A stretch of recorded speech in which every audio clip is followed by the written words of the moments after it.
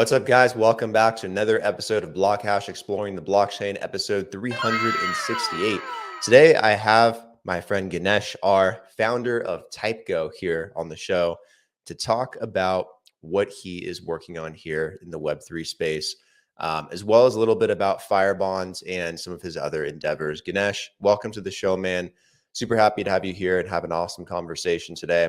How you doing? Hey, Brandon. Very nice to be here. Thank you for having me. Yeah, really Pleasure's all mine, excited. man. Before we jump in and get started talking about Typego and kind of uncovering everything that it is and what you can do with it, can you tell me a bit more about yourself? I'm sure people are going to be very interested in knowing about who you are, what your past is, your background, and what your prior experience is, in Web3. So, what's your story? For sure. I've been in the tech space for about 8 years. I jumped in as a holder of a couple of Ethereums in 2017.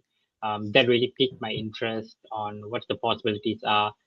Back then, it was mainly for trading. There was a couple of utilities coming out, but nothing really massive.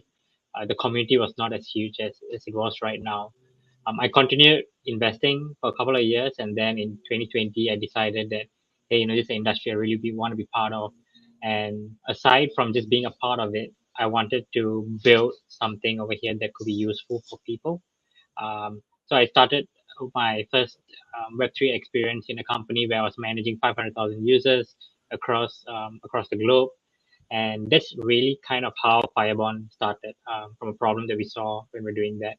And when was your journey started within Web3? I know you spent most of your background, within tech, but when in Web3 did you feel that you got started? I would say about 2017 when I started as a marketing consultant for one of the Web3 companies where we were trying to provide um, loyalty programs for some of the local retail stores over there.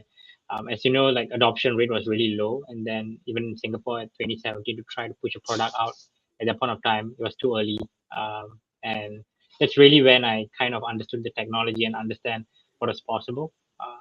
Yeah, so I'd say around 2017. Got it. And what piqued your interest the most? Was it the Ethereum blockchain? Was it working, a little bit within that ecosystem, or was it something else? Uh, I wouldn't say I took a very strong interest in a specific blockchain at the point of time, but what I really liked was being able to share the rewards out, and really democratizing the power of what users can do, right? So I saw a lot of product that came out, I think in 2017, 2018, ICO times, like people trying to um, restructure computational power. I think there was projects like Power Ledger who was trying to do really cool things. So there's so much of possibilities of innovation at that point of time, and it's just really exciting. And I just wanted to be part of it at that stage. Yeah, man, it's a very fun and exciting space. It's quite rewarding too, just the energy and the level of excitement, around this type of technology versus others. Like you can't get bored. Like there's always new things happening every single day.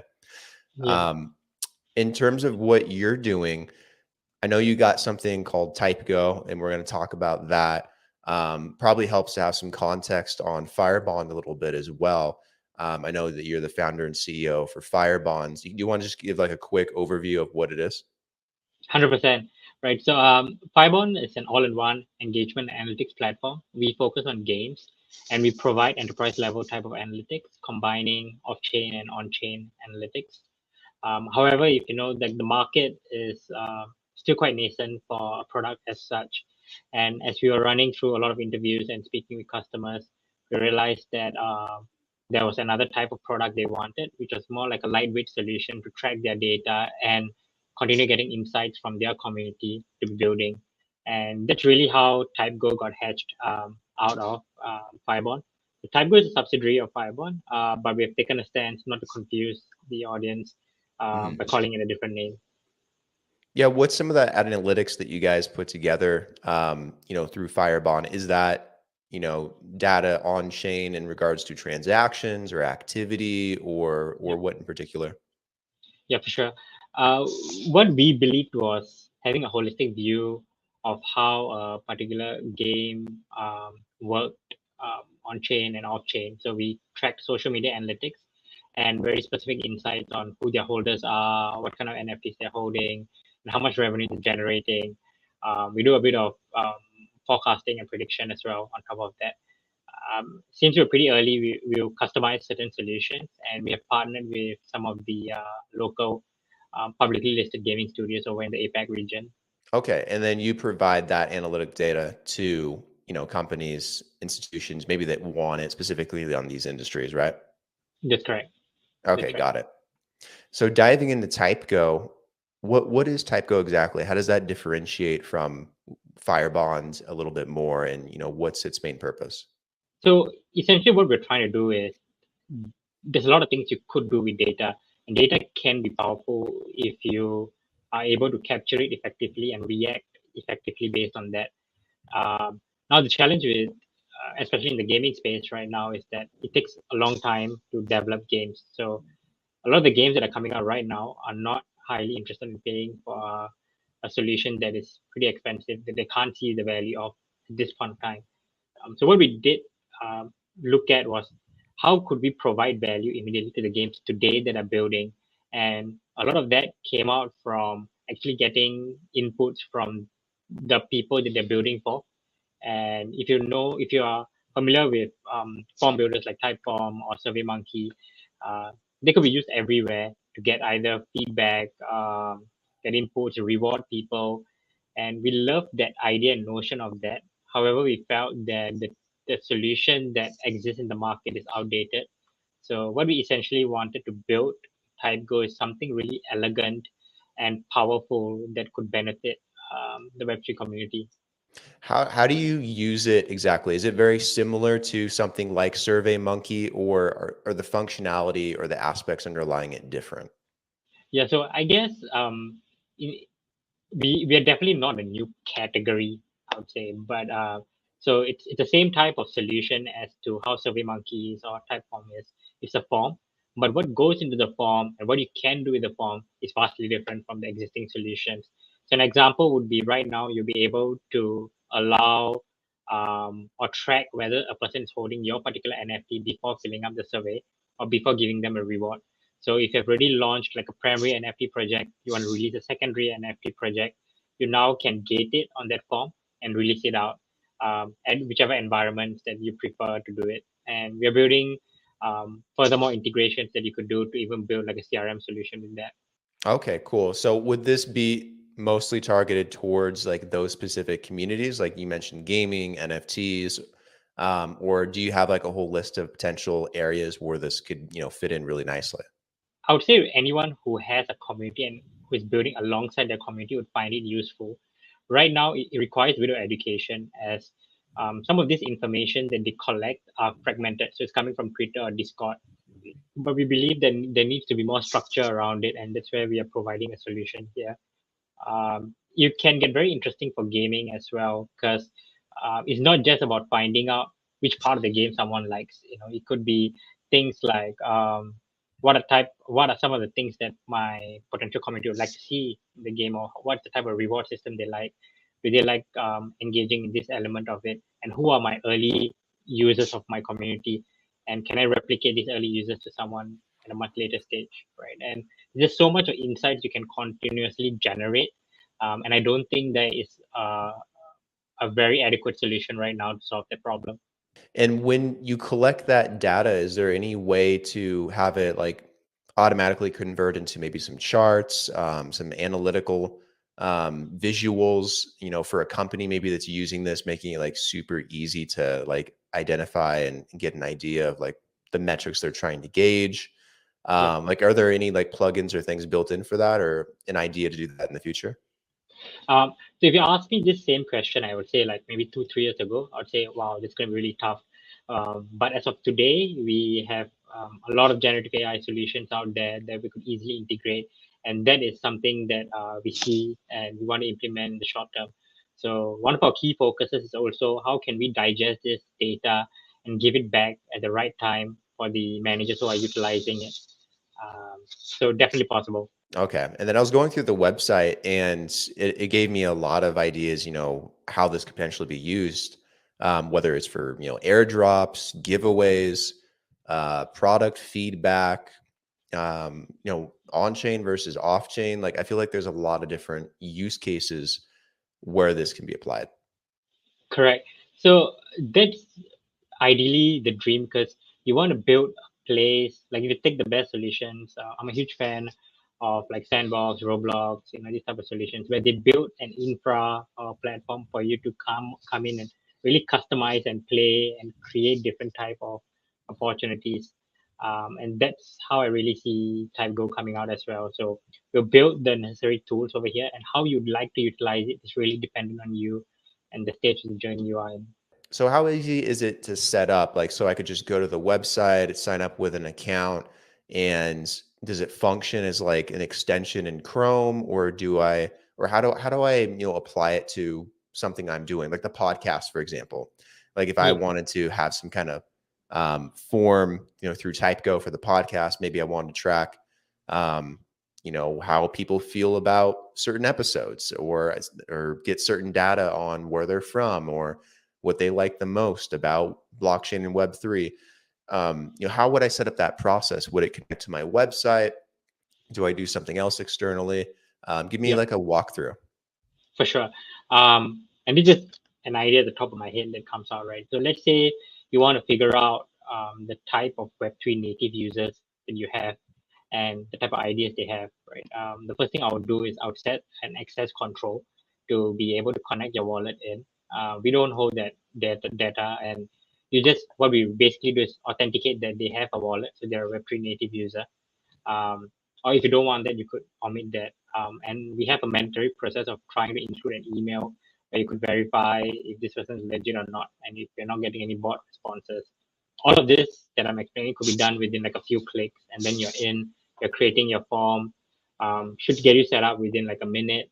We have a built-in AI function that would help you generate a few questions at the top of it. And you can preview the link and share the link within like 1 minute. So I would say maybe like 1 to 3 minutes. We have this kind of contest to see how fast you can create the forms. It takes about that, and then you could circulate it to whichever socials in your emails, newsletters. We are building more embedded functions, but right now it'll just be through on a link basis where you could circulate it. And then what do people get, in a basic plan versus, the paid plans, core plan, super core plan? What's the difference between some of those options for people? I know some people are probably going to want something more scalable, or something that they can do because they have maybe a very large audience or a very large pool that they want to test. So what Yep. are some of the differences? Yeah, it's there's a couple of differences, and it's the two key differences are the number of AI credits you're going to get from the core plan and the basic plan. But comparing the three different plans that we have, the major difference with the type number of responses that you will get from them.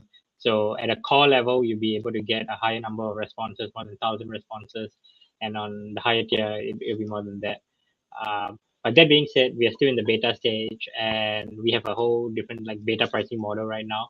So we just really want to have fun with the community, and if you find this product useful and you want to use it, and if costing is really the major issue here, like we're happy to see how that could work differently. What are AI credits? I heard you mention that.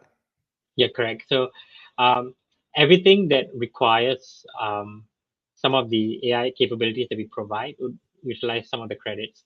So things like if you're creating drafting questions and generating using the AI to do that, there's some credits. And then if you're using the AI as a data analyst at the end, getting some insights, or say draw me some charts, there is some AI credits as well. Yeah, that's the kind of way you would use it. What AI do you tap into? Do you tap into like Chat GPT, or do you have something else that's built? Yes, correct. So at the moment, we use what's in the market and what's Okay. commonly in the market. What we're doing is we're building on top of that because it's not sufficient enough to provide the level of insights that you could potentially do. So that's like the initial phase, and then subsequently we're building a model on top of that. What's the difference between submissions that are token gated and a normal submission? Is it just, what's kind of at the end of the submission form, or could that mean something else? It could mean something else. So after the form, we even allow holders to mint something. So you could get them to mint at the end of filling up the form. But the question kind of really revolves around what is the kind of data that you want from your community. So I've gone through a phase when I was trying to build communities where it was all about numbers. So we didn't really care whether it was like authentic holder. As long as we're getting numbers up, we're getting socials up, yeah, it's working, we just go for it. Now, right now, I think there's a change of mindset where people want to know the holder that I got, would he be willing to contribute to my community, and how long would he stay, right? So that's much of a higher need. And it comes down to that, then the question is, do you want to authenticate their wallet, email, and their socials, trying to understand who they are? So it's more effective for you to market. And some of the things that you can potentially do with that kind of gated experience is getting more authentic insights for you to re-engage them. And if you don't gate them at all and just keep it open, you could, and you can just maybe verify an email address, and that's about it. You can get like some general insights, right? So it could be things like, what should our next, where should our next event be held, and think of it generally. They don't really need every wallet holder to do that. So I guess it kind of depends on the type of need you have. Is there a way to offer like some kind of form submission incentive to those that are submitting these surveys? Traditionally, with surveys, the biggest problem is always people either being able to spam the survey with random information, or people not really putting information that's truthful or even helpful. Um, versus, sometimes when there's a little bit of a carrot at the end of the stick, then they're like, oh, well, I'm going to put my actual name, I'm going to put my actual details, and give them my actual thoughts. And then, maybe I get a token or an NFT, or I get an exclusive airdrop or something special. Like, is there ways to attach incentives in some kind of ways, maybe for projects or companies that Yep. really want to encourage accurate information? I think there's a broader answer to that question is that a lot of social platforms generally have looked at this. Uh, so like any leading platforms like maybe Facebook, Instagram, at one point in time they have thought, should we incentivize someone to comment or provide valuable inputs? And I think my overarching answer to that will be no, because we should not incentivize authentic answers, but also understanding the space where a lot of things are like do to earn. That kind of model has already been inbuilt within the community. So I would say it is possible if you want to, and we do hold giveaways where we try to randomize the winner. 1 out of 100 gets something. So we make it more fun. So we don't promise and say that you would definitely get this for filling it up. Instead, stand a chance, right? And then if you get lucky for being nice, you get something, right? What else might be on your roadmap for Typego? Like, how do you see it evolving in the future? Like, do you just see it always existing as a simple submission form that's Web3 based? Or maybe does it evolve into like some kind of chat bot, or some kind of on-site pop-up kind of service for companies or projects? Like, is there other functionality that you've kind of thought of or brainstormed that maybe could fit into Typego's functionality down the line? It's a very broad space. So technically, even though it's a very old school product, a lot of areas we engage in, knowingly or unknowingly, has forms embedded to it. Signing up to any part of platform has a form. Payment has forms. So I would say we look at different verticals for sure. And some of the customers or some of the type of ideal customer profiles that we're looking at are influencers, creators, on top of Web3 projects. Gaming is something that I'm truly passionate about. So trying to see how we could promote a more education driven or market intelligence driven type of culture while building games in the Web3 space. And then with Firebond, because I know that Typego is kind of like subsidiary under Firebond, more or less. What are your plans for that in terms of Firebond moving forward? Do you have, any roadmap things that you want to highlight, or that might be integrated into Firebond down the line as well? Or what are your plans? Yeah, with Firebond, we're still providing more customized analytical solutions for our partners, and we want to take a more problem solution driven based approach versus like just continuously building. Right now, I think the tech we've built is pretty adequate for most of the games out there. In this period of time, we would like to also understand a bit deeper on how the space is evolving. Because I think like just 1 year ago versus now is like vastly different, and developer tools are massively changing. So you don't want to get caught up providing or building a solution that would not be very ideal for the type of developer ecosystem that would come out of it. Okay, gotcha. I just thought of another question. I should have asked it earlier, but you mentioned potential integrations for CRM platforms with Typego. Is that something you've started to work on, where maybe it could integrate into like a Salesforce or a HubSpot or something like that? What we are trying to integrate within this week would be Airtable. So Okay. what you would have is just the data flowing into a nice place. You're able to have a database for that. It's a much cheaper solution than HubSpot or Salesforce. It's a lot leaner for smaller companies. And obviously, if most of our clients are asking for Salesforce or HubSpot type of integrations, then we could do it. Like, it's not too difficult. Where can people go to check it out, sign up for Typego, to consume the rest of the information on it if they want to start using it, integrating it into their companies, their projects, their websites? Where would you direct people? Our website. So it's www.typego.xyz. Yeah, that's where you'll find all the juice. We're also on Twitter. Yep. Or you can look out for me, Ganesh and Firebond on LinkedIn. Happy to take on any questions and help your community grow.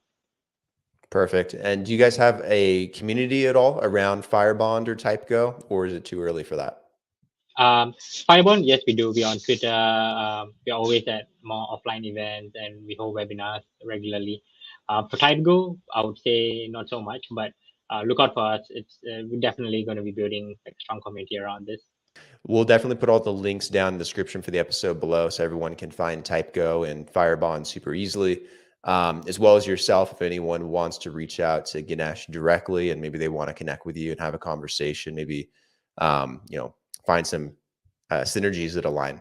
So Ganesh, thank you again for coming on the show. Really do appreciate it. It's been very informative and really, really love what you're doing with Typego. I think it's a good solution. It's a different one that I haven't seen in the space in a while.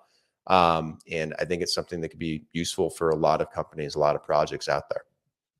No, thank you. Thank you for having me. And I really like what you're doing with BlockHash, right? Really bringing out what's happening in the space and asking really deep questions that I think benefit a lot more people. So thank you once again for having me, right?